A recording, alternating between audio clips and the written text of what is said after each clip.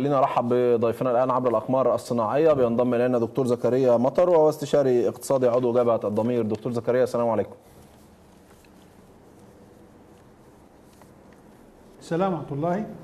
دكتور، يعني تعليقك على هذا المقطع من تسريب مكتب السيسي يحتقر الخليج، قاعد هو عباس كامل بيدوروا الفلوس وبيحسبوها، والسيسي بيطلب من عباس كامل انه يخبر خالد التويجري ما تخليش يديني يعني مساعدات بتروليه، انا عايزه نقدي عشان بعرف اتصرف. تعليقك يا فندم.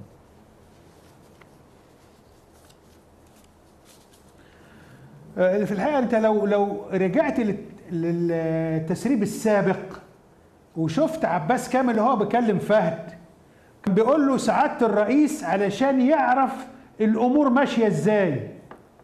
مصر الكبيره النهارده هم قزموها وخلوها تدار من الخارج. دي في الحقيقه عمليه مسيئه لينا. كويس؟ الناحيه الثانيه احنا قدام عصابه، طبعا اشرف بدر الدين مساء الخير وضيوفك الاعزاء.